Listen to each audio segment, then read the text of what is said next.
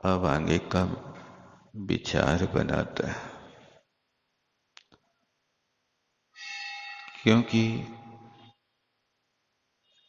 श्रीपाल अभी धन विहीन, परिवार विहीन, अभी तो एक ऐसी दशा है कि जैसे कोई व्यक्ति विपत्ति का मारा दर दर भटकता। उस श्रीपाल के साथ भी यही स्थिति हुई। उस श्रीपाल ने सोचा कि जब तक व्यक्ति के पास धन नहीं होगा तो आगे कोई काम नहीं होगा, क्योंकि मनुष्य के लिए धन बल, शक्ति बल, सेना बल, बुद्धि बल, ये 4 प्रकार को बलों की आवश्यकता होती है। और लोक व्यवहार में देखा भी जाता है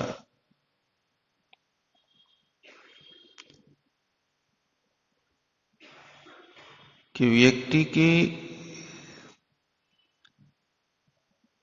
धन के होने पर ही समाज में प्रतिष्ठा मानी जाती है।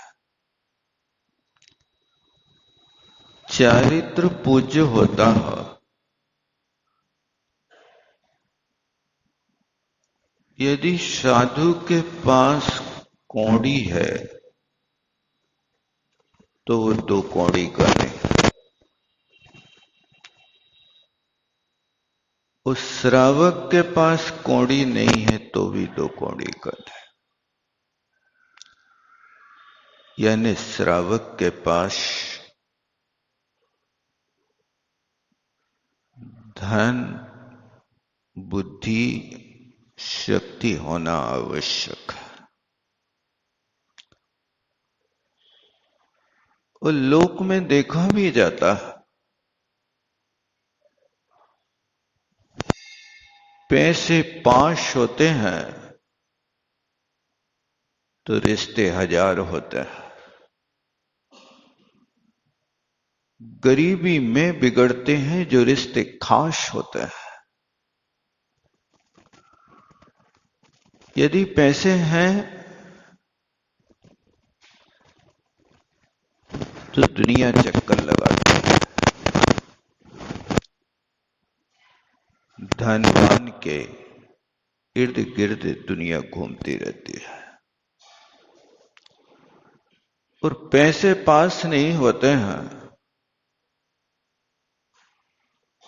तो अपने रिश्तेदार भी कह देते हैं हम उनको जानते नहीं विद्वान। बहुत बड़ी विडंबना है। यदि व्यक्ति के सामने व्यक्ति का व्यक्तित्व आदरणीय हो जाए तो आज जो पैसे के लिए बहुत लंबी दौड़ हो रही है उसके लिए व्यक्ति फिर थोड़ा संतोष का जीवन जीने लगेगा। लेकिन लोग इस चीज को समझते नहीं हैं। परमात्मा से ज्यादा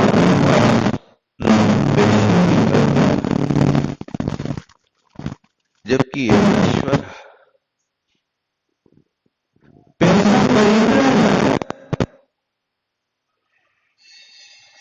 और पूजा लेकिन लोग व्यवहार उल्टा चलता। लोग व्यवहार आज से तो तुम्हें प्रतिष्ठा मिलेगी।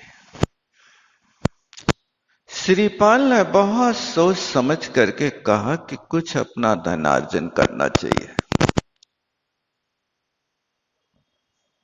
और धनार्जन करने के लिए किसी दूसरे स्थान पर जाकर के आप खुले दिल से काम कर सकते हो। दूसरे देश में लोग मजदूरी भी कर सकता है, कुली भी बन सकता है, झाड़ू भी लगा सकता है, रोटी भी बना सकता है, लेकिन अपने गांव में ऐसा नहीं कर सकता।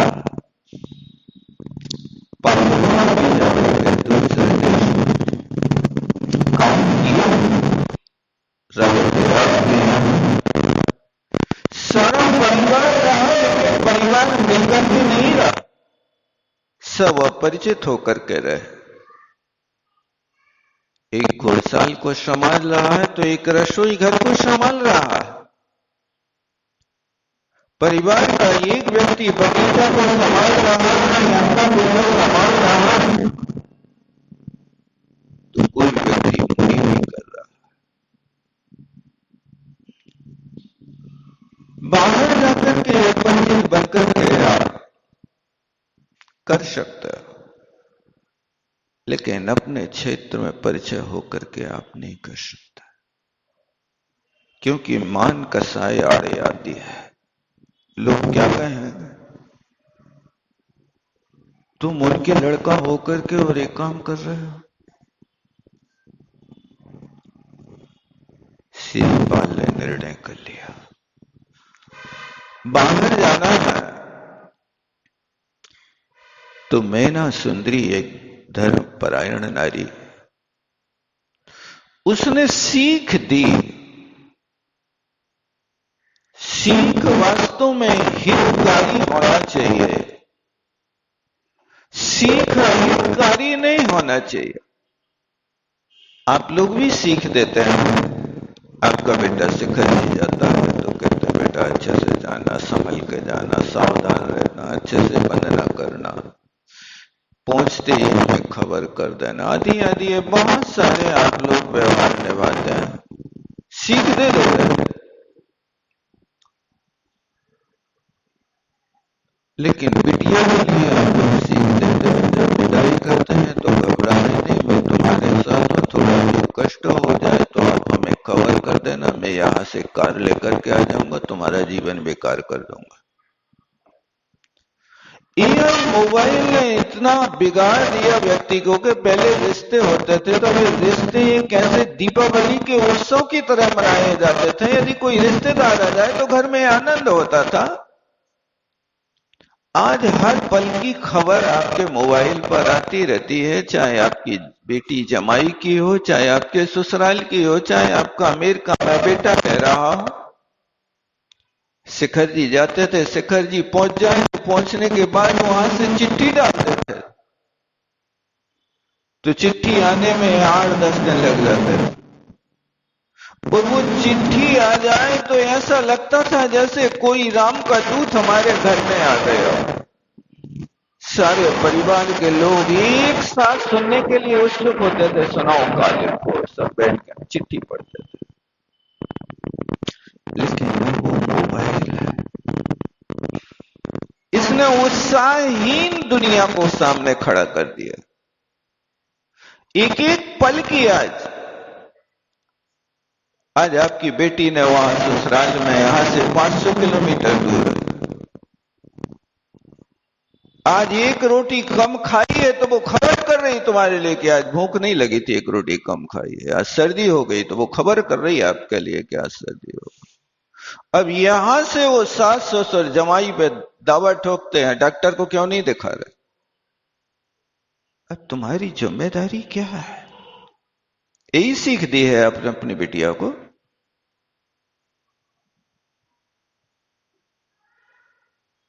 ये सारे के सारे काम बिगड़ते जा रहे हैं। मैना ने बहुत प्यारी सीख दी था पति, लेकिन उसने बहुत अच्छे से कहा कि तुम जाना, धर्म को मत छोड़ देना। धर्म ही सहायी होता विपत्ति के काल में। और उनने कहा कि दूसरों को पढ़ना है तो फेस रीडिंग आप मोबाइल पे करते हो, लेकिन सामने वाले व्यक्ति को पढ़ने की भी कला होती है। आज लोग कितना समय फेसबुक में व्यतीत कर रहे हैं। वो तो हमारी संस्कृति ने, हमारे शास्त्रों ने हमें पहले से सिखा के दिया है कि आपके हृदय में क्या है, वो आपकी वाणी से और आपके चेहरे से पता चल जाता है, कहना नहीं पड़ता। आपसे कोई चीज मांगी और आपने उस चीज के लिए देर से उत्तर दिया, इसका मतलब है कि आप देना नहीं चाह रहे। आप पीछे मत पड़ो, अभिप्राय को समझने की कोशिश करो। इस तरह से मैना ने उनसे कहा कि देखो, व्यक्ति की आंखों को पढ़ लेना, उनके पढ़ने से तुम्हें सब कुछ मिल जाएगा। बस इतना रखना कि मित्र की आंखों में सहयोग होता है। किसी को मित्र बनाना तो मित्र ऐसा मित्र बनाना कि पहले परीक्षा कर लेना। आज के मित्र हाथ मिलाओ और मित्र हो गए, एक गुटखा खिलाओ तुम्हारे मित्र बन गए, एक कप चाय पिलाओ तुम्हारे मित्र बन गए, थोड़ी सी आपकी कोई सहयोगी में आ गए, मित्र बन गए। लेकिन कहते मित्र वो होता है कि प्रीति ऐसी कीजिए जैसे लोटा डोर, गला फसावे आपनो जल पीवे कोई और। मित्रता हो तो ऐसी हो गई जैसे लोटा और डोर की होती है। लोटा अपना गला उस रस्सी के फंदे में फंसा देता है और अंधकूप में उतर जाता है, और वहां कुआं में उतर करके वो पानी भर के ला करके दूसरों को पिला देता है, लेकिन अपन स्वयं नहीं पी पाता। ऐसे मित्र मिले तो मित्र बना लेना, और धोखेबाज मित्र मिले तो उन धोखेबाजों से सावधान रहना। एक दिन में परीक्षा मत कर लेना, बहुकाल तक प्रतीक्षा करने के बाद फिर कहना कि हाँ ये मित्र बन सकता है। और फिर मैना कहती है कि इतनी बात और ध्यान रखना, जो सुख चाहो जीव तुम, तज दो चीजें चार, चोरी चुगली जामनी और पराई नार। इन चार चीजों से हमेशा बच के रहना। यदि तुम सुखी होना चाहते हो तो भले ही भीख मांग लेना, लेकिन कभी चोरी मत करना। आप कभी किसी की चुगली मत करना।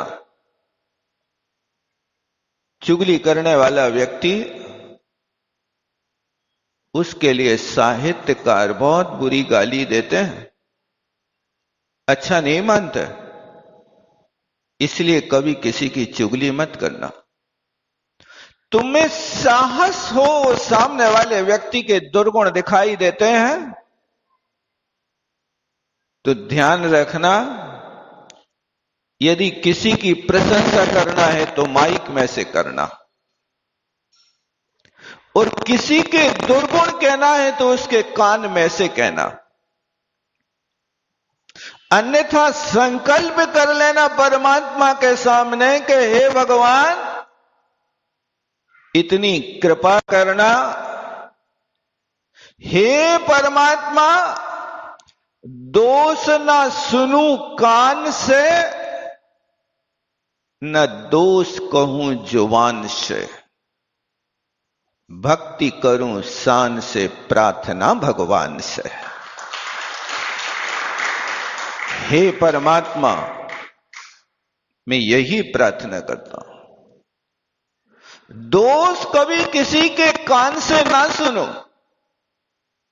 जरूरत ही नहीं किसी के दोष, क्योंकि दोषों का भंडार तो दुनिया है। बिना दोष के कोई व्यक्ति होता नहीं। और जहां दोष खत्म हो जाते हैं वो 18 दोषों से रहित वितरागी परमात्मा होता है। तुम चलते फिरते खाते पीते असंयम के साथ जीते, तुम निर्दोष कैसे हो सकते हो? हर व्यक्ति के पास दोष है और हर व्यक्ति के पास गुण है। दोष है लेकिन दोषों में भी गुण छिपा रहता है। पानी गर्म हो गया, ये कहना पानी की निंदा है, दोष है। पानी गर्म नहीं होता, पानी तो ठंडा है। उस खोलते पानी में तुम हाथ डालोगे तो तुम्हारा हाथ जल जाएगा, और खोलता हुआ पानी यदि तुम भभकती हुई अग्नि में डाल दो तो वो आग जलेगी कि बुझेगी? क्या होगा? पानी तो गर्म था। जब तुम्हारा हाथ जल गया तो अग्नि भी तो जलना चाहिए थी। नहीं, उसने अपना गुण नहीं खोया है। वो भले ही पानी गर्म है और तुम्हारे हाथ को जला रहा है, लेकिन शीतलता तो उसके पास अभी है कि तुम्हारे हाथ के अंदर जलाने की शक्ति नहीं, जलने की शक्ति है। लेकिन आग और पानी तो बैरी है। पानी भले ही खोलता होवे, लेकिन खोलता हुआ पानी भी आग पे डाल दो तो आग के अस्तित्व को समाप्त कर देगा। आप क्या कह रहे कि पानी ने अपने गुण खत्म कर दिए क्या? पानी भले ही गर्म हो गया, लेकिन पानी गर्म होकर के भी अपने गुण को समाप्त नहीं कर रहा है। इसी तरह कोई व्यक्ति कितना भी दोषी हो, ये मत कहना कि ये दोषी, उसकी चुगली मत करना। आप कहते हो कि वो दोषी है, उंगली उठा रहे ना, ये एक उंगली उसकी साइड जा रही, तुम एक दोष बता रहे हो, 3 उंगलियां तुम्हारी साइड जा रही कि उससे 3 गुण दोषी तो तुम हो, जो दूसरों की निंदा कर रहे हो, चुगली कर रहे हो। इसलिए अपने जीवन को सुखी बनाना तो कभी किसी की चुगली मत करना। लेकिन ये व्यसन हो गया, जब तक दूसरों के दोष कहना देवें तब तक भोजन पचता नहीं।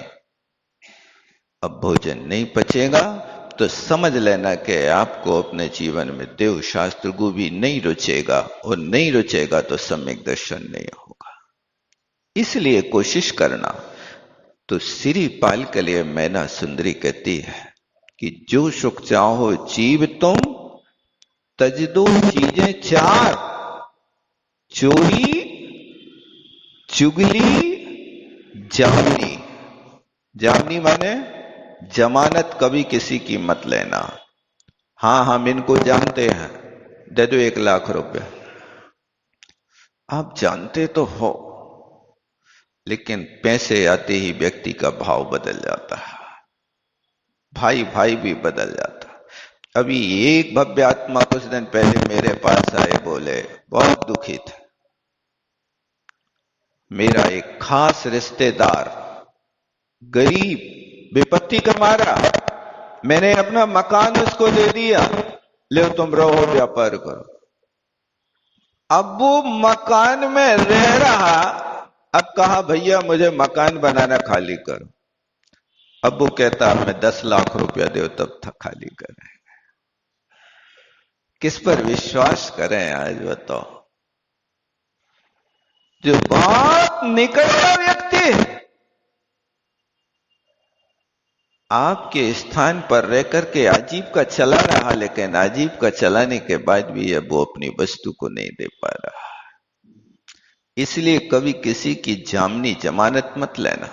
चोरी, चोली, जामनी और पराई, इससे भी हमेशा बच करके रहने की कोशिश करना। कोशिश नहीं, संकल्प करना, क्योंकि ये बहुत महंगी होती है, बहुत महंगी होती है।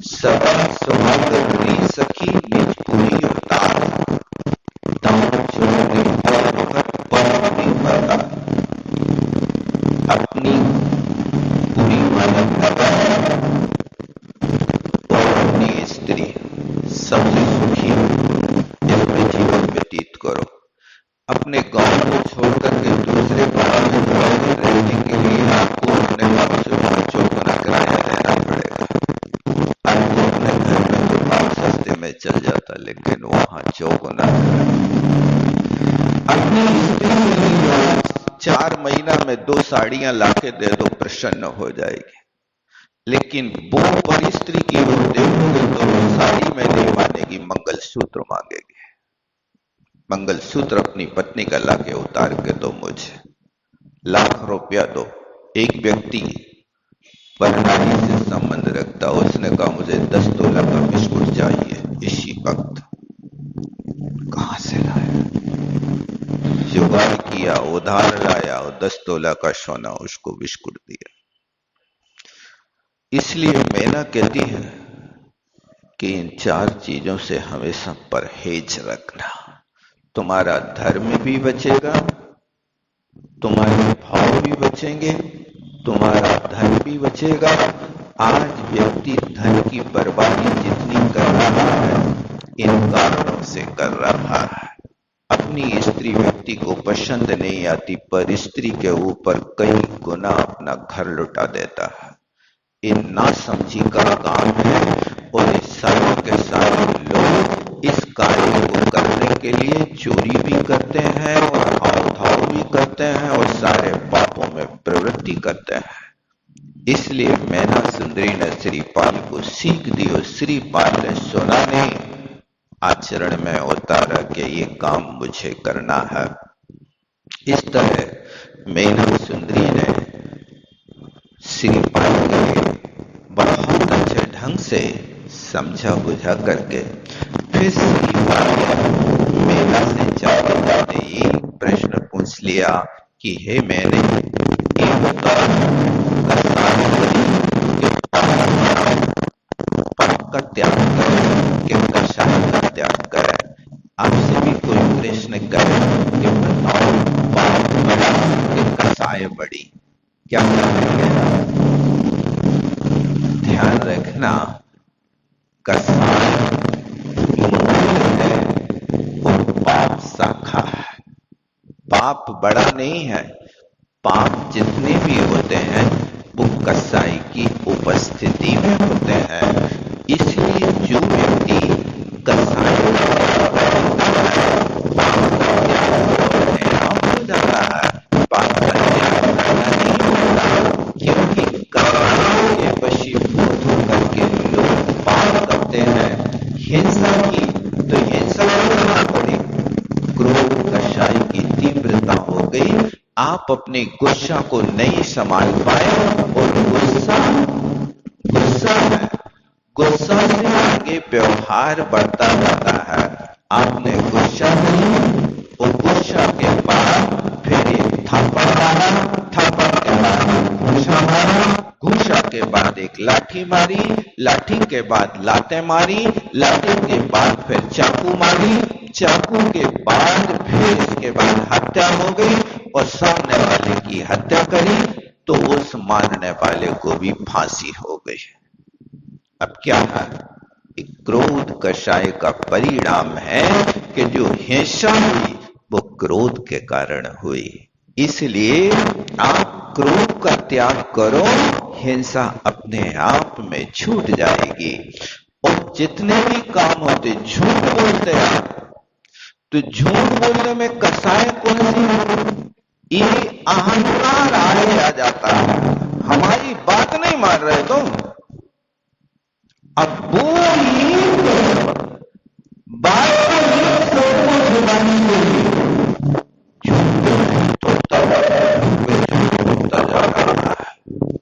इसलिए इसमें मान कसाय काम करती है और चोरी है, इसमें माया कसाय। जो व्यक्ति हमेशा मुंह छिपा के काम करता है, वो व्यक्ति छिप करके काम करेगा, चोरी कर लेगा। इसमें माया कसाय होती है और कुशील सेवन होता है, तो कुशील में मायाचार भी है और वासना भी है और कसाई की तीव्रता होती है। इसलिए पाप बड़ा यह कसाय, इसलिए बाप का बाप है। लोग क्या है, यानी बाप बेटा है, लोभ बाप है। ऐसी कसाय बाप है और सारे बाप बेटा है। तो आप किसका त्याग करेंगे, कसायों का के बाप का? करना है। पाप का त्याग करते करते कसायों का त्याग होगा। जैसे मान लीजिए आपने हिंसा का त्याग कर दिया, झूठ का त्याग कर दिया, कुशील का त्याग कर दिया, माने ये बहुत बड़े सैकड़ों वर्ष, हजारों वर्ष पुराने वृक्ष की एक एक पात का त्याग करना, एक एक शाखा का आपने त्याग कर दिया, एक एक शाखा को काट के फेंक दिया। अभी पूरा वृक्ष नहीं कटा है, पूरा वृक्ष काटने के लिए तो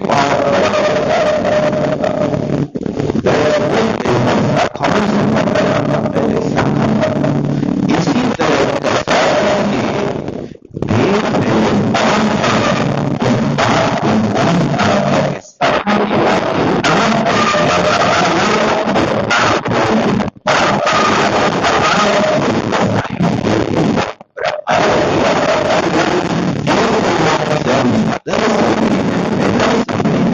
पाल को समझाया तो श्री पाल ने कहा ठीक है,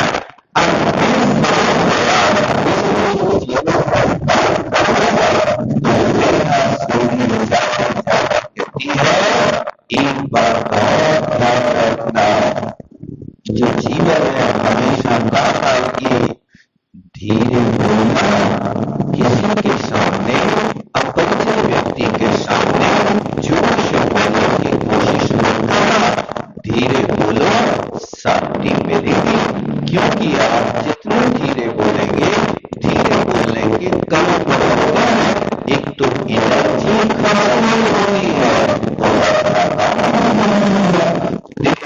धीरे बोलो, आपके पास कोई परिस्पर्धक नहीं होगा। धीरे बोलने वाला व्यक्ति झूठ नहीं बोलेगा। धीरे बोलने वाले व्यक्ति को शक्ति नहीं लगाना पड़ती, बिना शक्ति के सहानुभूति हो जाती है। और जोर से बोलते हो तो सारी बातों के बारे में सारी बातों को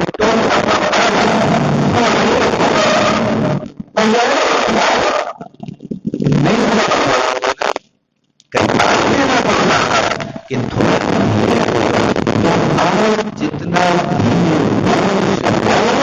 क्योंकि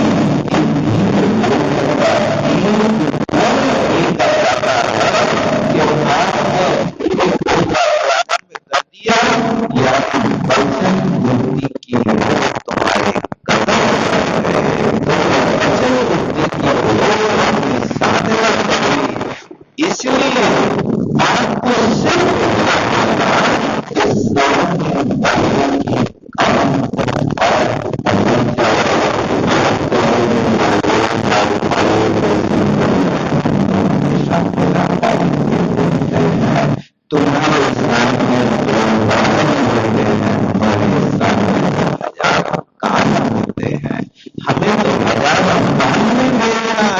लेकिन तुम्हें तो जो भी बात करना है सब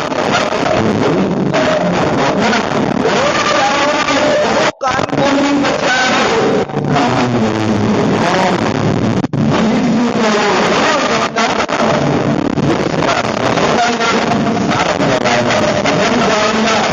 हमेशा के लिए सुधर जाएगा और आपकी बिगड़ी बिगड़ जाए बन जाएगी। बोलने में एक बच्चा था, वो बच्चा एक ऐसे व्यक्ति की संगति कर रहा था कि जो उसकी बात पसंद नहीं करते थे, वो नारी की संगति कर बैठा। मैंने कहा बेटा तुम हो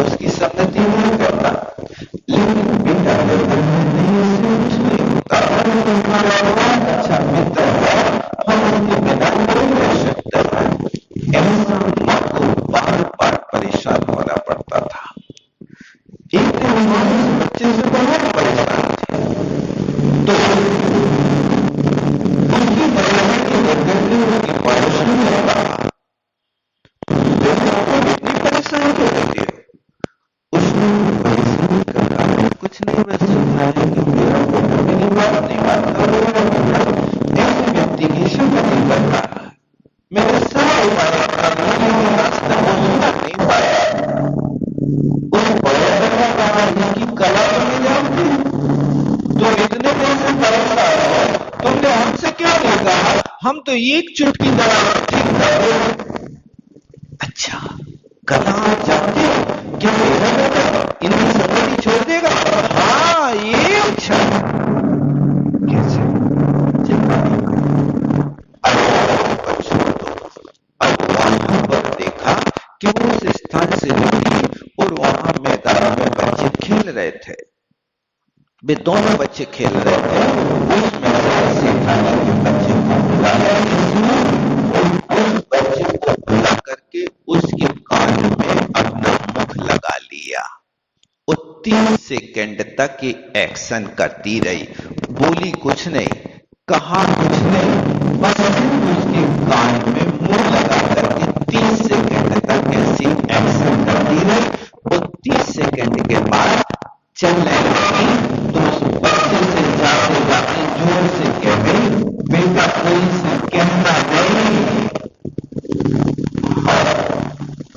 अब जो मित्र था उससे मित्र ने पूछा, बताओ इसका क्या सिखा?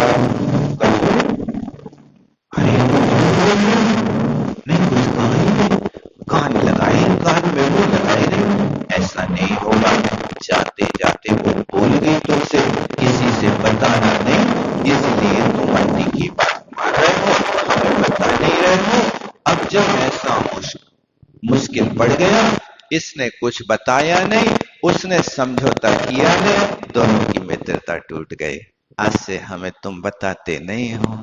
देखो, यह पापों से मित्रता तोड़ना है तो तुम भी यहाँ करके बड़े पाप से छोड़ो, लेकिन महाराज के कान के पास तो खड़े हो जाओ। दूसरा व्यक्ति पूछेगा, का क्या रहना महाराज से? कछु नहीं। अरे कृष्णदास में काला है, में कुछ नियम नहीं किया और हमें बता नहीं रहे। अब तुम्हारी बात नहीं मानेंगे। धीरे बोलने के लाभ होते हैं, इसलिए धीरे बोलने वाले व्यक्ति की बात कोई दूसरा सुन नहीं सकता। इसलिए मैना ने एक और सीख जाते जाते दे दी, जो आप लोगों को जाते समय दरबार से बाहर निकलना आया और ख्याल आती जाती है, और ख्याल आती जाती है। अब इस बात को भी से फिर एक बार पुनरावृत्ति करते हैं। भक्ति करो, आप भक्ति करते रहना, भक्ति के माध्यम से भक्ति की प्राप्ति होती है। लोग आज के नारा लगाते हैं कि हम भक्त नहीं भगवान बनेंगे, ऐसे आज के लोग नारा लगाने लगे। लेकिन आचार्य कहते हैं, भैया इसको थोड़ा सुधार करो, भक्त नहीं भगवान बनेंगे, इसके स्थान पर आप नारा लगाओ, भक्त बन करके भगवान बनेंगे। आप भक्त बनोगे और भगवान बन जाओ, ऐसा कैसे संभव हो सकता है बताओ? पहले भक्त बनो। कोई व्यक्ति वर्णमाला ना सीखे और एमए की परीक्षा देने बैठ जाए, वो व्यक्ति कुछ नंबर ला पाएगा कि नहीं ला पाएगा? जिसने वर्णमाला नहीं सीखी है वो व्यक्ति आगे आपके मास्टरी की डिग्री लेके आ जाए, संभव नहीं हो सकता। मास्टर बनना है तो मास्टर बनने के पहले आप पढ़ाई करिए अच्छे से। आपके पास योग्यता नहीं होगी तो मास्टर नहीं बन सकते। बिना पढ़े लिखे लोग मास्टर नहीं होते। लेकिन आजकल तो कई चीजों में भी मास्टर ही हो। ड्राइवर है तो उसको भी मास्टर कहते हैं, चलो भाई। मशीन चलाने वाला तो उसको भी मास्टर कह देते हैं, बिना पढ़े लिखे ऊँटा साहब, मास्टर साहब। ठीक है, ये लोक व्यवहार है, लेकिन लोक व्यवहार परमार्थ को स्वीकार नहीं कर सकता। तो कहते तुम भक्ति करो, भक्ति करोगे मुक्ति मिलेगी, क्योंकि मैना सुंदरी ने भक्ति का फल पाया है। आप भी करो, आप श्रावक हो, आपके लिए भक्ति सुखदायी है। आप ये बातों में मत आना कि भक्त नहीं भगवान बनेंगे। हम तो कहते हैं कि भक्त बनकर के भगवान बनना। लोग कहते हैं कि भक्ति भी बंधे का कारण है, भगवान भी बंधे के कारण है। बंधे के कारण है। मैं आपसे पूछता हूं कि पानी से मकान बनता है कि पानी से मकान गिरता है? क्या होता बताओ? पानी से मकान बनता है कि पानी से मकान गिरता है? क्या होता? कछु पता नहीं है तुम लोगों को? बनता है कि गिरता है? देखो ध्यान रखना, जैसे दूध में 2 बूंद नींबू का रस डाल दो तो दूध और पानी अलग हो जाता है। देखा कभी? ना देखा हो तो जाके देख लेना अभी। 2 बूंद नींबू का रस दूध और पानी को अलग कर देता है। इसी तरह जिसके जीवन में, जिसकी आत्मा रूपी दूध में भक्ति रूपी रस की 2 बूंद डल गई, उसके आत्मा और कर्म अलग हो जाते हैं। इसलिए हमेशा भक्ति करना, ऐसी भक्ति करना कि जो भक्ति तुम्हारे लिए मुक्ति प्रदान कर दे, ऐसी भक्ति करने की कोशिश करना। और फिर कहती है सेवा करना। सेवा करो, शक्ति मिलेगी। सेवा करने से, दूसरों की सेवा करने से यश भी फैलता है और वीर्यांतराय कर्म का क्षयोपशम भी बढ़ता है। तुम जितना काम करो, काम करने से व्यक्ति कभी दुखा नहीं होता। पाप के काम नहीं करना, परोपकार के काम करना, अच्छे कार्य करना। अच्छे काम करने वाला व्यक्ति यदि मन से करता है तो मन से काम करने वाला व्यक्ति कभी दुखी नहीं होता। लेकिन यदि आपका मन ना हो, कोई काम करना पड़े, तो फिर व्यक्ति का आपका मन बिगड़ जाता है और परीक्षा हो जाती है। देखो, एक डॉक्टर था, उसके माँ बाप थे, लेकिन डॉक्टर की पत्नी डॉक्टर के माँ बाप को बिल्कुल नहीं चाहते थे। बहुत टाल मटोल करते थे, अच्छे से भोजन भी नहीं कराते थे। इस बार क्या हुआ कि डॉक्टर के माँ बाप काशी यात्रा को चले गए। अब माँ बाप काशी यात्रा को गए, यहां पर उस महिला के माँ बाप ने खबर करी डॉक्टर को कि मैं आ रहा हूं आपके यहां। डॉक्टर ने पत्नी से कहा, मम्मी पापा आ रहे हैं। अरे बोल दो थोड़े दिन और वहीं रहे, परेशानी, रात भर खांसता है, नींद खराब, अभी थोड़े दिन कैसे रोक सकते? ट्रेन में बैठ गए, यात्रा चालू हो गई। अरे सुबह लेने जाना है, ठीक है। 8 बजे तक सो के नहीं उठी।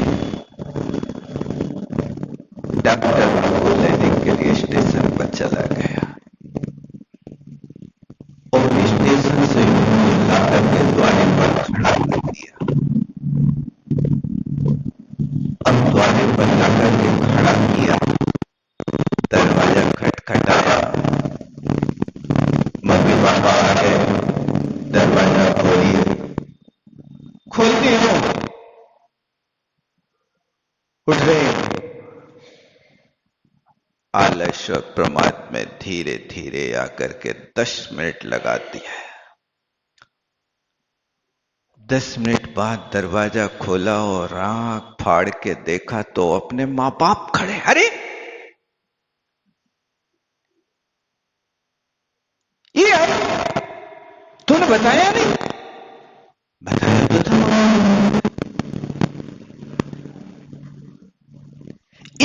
क्या बताया कि हमारे यार है, आइए बैठिए। अब देखो क्या रुतबा बदल गया व्यक्ति का।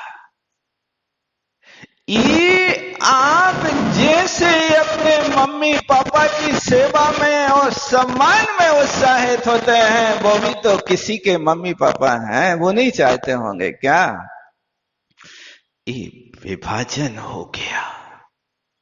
तुमने यहां पर भी अपनापन जोड़ नहीं पाया, जबकि आप जिस दिन अपने पीहर को छोड़ करके आए हो, उस दिन से तुम्हारा सब कुछ बदल गया। वो माँ बाप छूट गए, वो नाम छूट गया। तुम ससुराल में आए, अपने घर में तुम बेटी थी, अब यहां बहू हो। वहां पर तुम्हारे लिए कोई गुड्डी कहता था, यहां ससुराल में अब गुड्डी नहीं कहता तुमसे कोई, आशा रानी कहता, नहीं कहता। नाम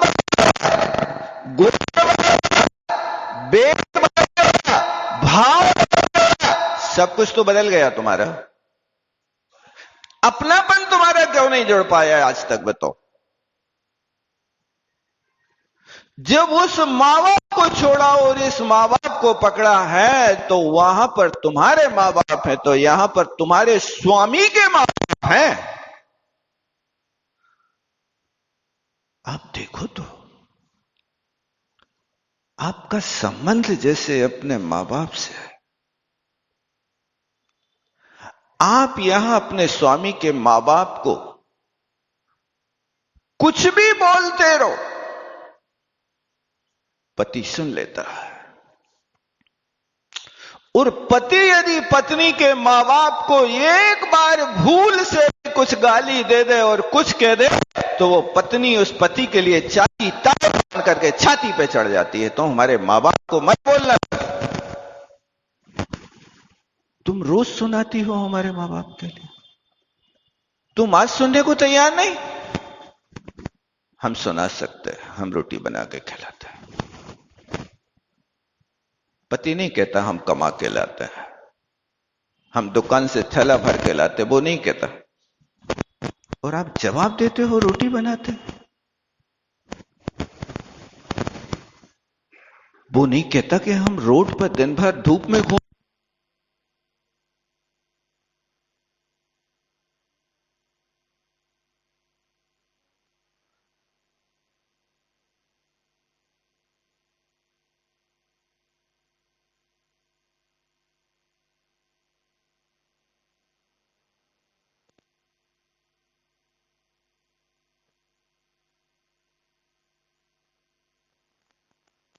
बिटिया बेटी रानी कहते थे, यहां बहू रानी कह रहे। नाम बदला, आशा रानी। तुम पे आशाएं टिकी हैं और तुम निराशा रानी बन रहे हो। क्या हो गया? आप लोग ये तो नहीं सोच रहे कि महाराज आज कैसे बोल रहे हैं? क्या करें?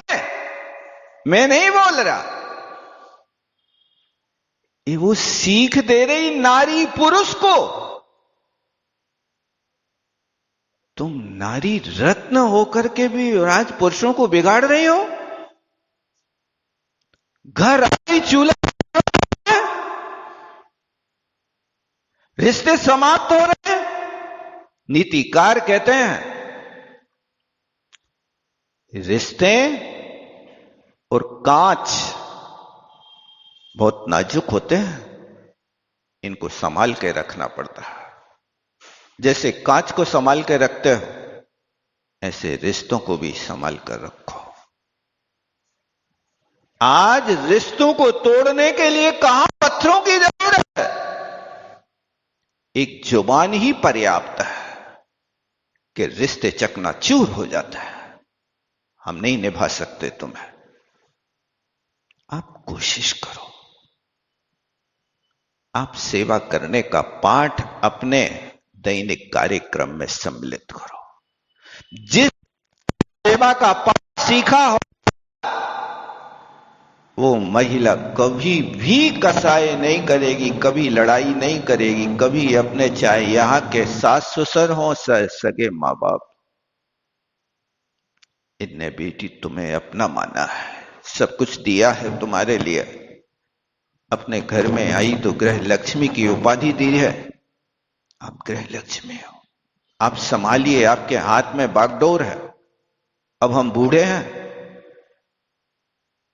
इस सारे के सारे आप पंचम काल की छाया व्यक्ति के ऊपर ऐसी पड़ती जा रही है कि आप सेवा का पाठ भूल गए। और जब सेवा नहीं करोगे तो शक्ति मिलेगी कहां से? शक्ति चाहिए तो आप सेवा करना आज से प्रारंभ कर दो। सारी मशीनें घर से बाहर निकाल के फेंक दो। कपड़ा धोएंगे तो छान के पानी के अपने हाथ से धोएंगे। मिक्सी बाहर निकाल दो, उससे पाठ सीखने को मिलता है। क्या सीखने को मिलता है? रोटी बेलने के हाथ और चटनी बांटने के हाथ, दोनों में अंतर समझते कि नहीं समझते बताओ? रोटी बेलने के हाथ और चटनी बांटने के हाथ दोनों एक हैं कि अलग अलग हैं? बताओ क्या अलग है? रोटी बेलने के हाथों में करुणा है, धीरे धीरे बेलते हैं, कहीं चोट ना लग जाए, नहीं रोटी मिट जाएगी। नहीं करते इतना ध्यान? बहुत सावधानी से रखते, थोड़ा सा भी हाथ लंबा हो गया, चोट लग गई तो वो रोटी रोटी ना बन के भारत का नक्शा खड़ा हो जाएगा। इसलिए बहुत संभाल संभाल करके रखते हो।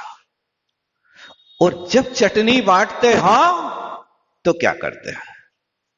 आपके हाथों में वीर रस आ जाता है, तना धन खलबट्टा के ऊपर अपना खलबट्टा पटकते हो। और रोटी जैसे करते धीरे धीरे के, कैसे करते बताओ? और कच्ची भी ही की यदि चटनी बांटना हो तो फिर आप देख लो, ये रोटी बांटने के बेलने के हाथ और चटनी बांटने के हाथ तुम्हें सिखाते हैं करुणा और वीर रस। यहां तुम्हें कौन से रस की जरूरत है? पापों के समय चटनी बांटने के हाथ और हृदय बनाओ, और सेवा के समय रोटी बेलने के हाथ और हृदय बनाओ। आपका जीवन बदल जाएगा, आनंद आएगा। लेकिन ये हो नहीं पाता।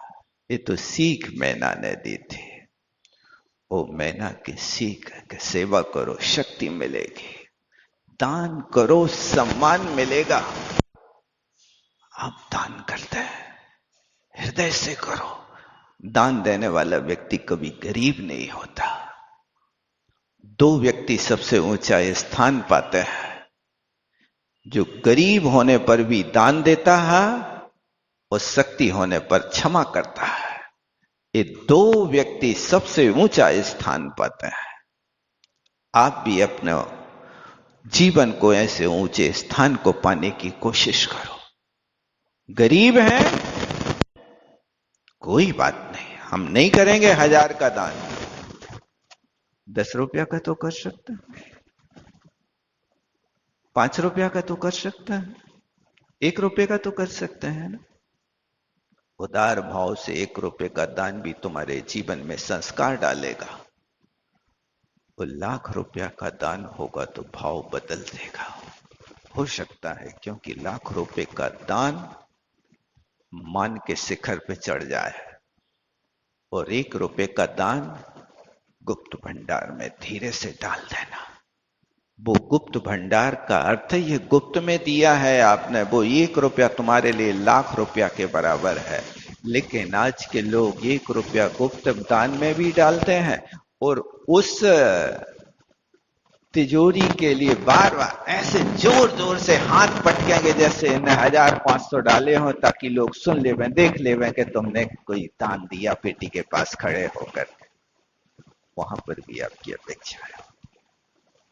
यदि वो पेटी पे हाथ पटकने का नहीं होगा तो उसमें एक स्किल पड़ी होगी, इसको बार बार, वो तो चला गया है अंदर, पता है, लेकिन थोड़े लोग तो देख ले में कि हाँ ये कछु कर रहे हैं, यहाँ पर न डाले होंगे, 1-2 रुपया तो डाले ही होंगे। तो कितने लोगों को आकर्षित करना चाहते हो आप? जितने लोग मंदिर में बैठे हुए सब तो देख लें कि ये फलाने वीर सेठ दानवीर हैं, तिजोरी के पास खड़े हैं, दे रहे हैं कुछ। ये अहंकार करने वाला मान बड़ाई कारण है, जो धन खर्चे मूर्ख, मरकर हाथी होएगा धरनी लटके सूर। ये मान नहीं, यहाँ हमें जरूरत है निर्विकल्प होकर के अपने पाप कलमश को धोने के लिए दान देने की। ऐसी बहुत सारी बातें अभी मैना बताती जा रही है, अपना समय हो रहा है, यहीं विराम लेता हूं। बोलो आचार्य गुरुवर विद्यासागर जी महाराज की जय। जावाणी के ज्ञान शेष लोकान सोवाणी मस्तक धर, हे जिन वाणी भारती तो जपो जरे, जो तेरो शरणागत सो पावे सुख चैन। देव भजो अरहंत को गुरु सेवो निर्ग्रंथ, दया धर्म पालो सदाय।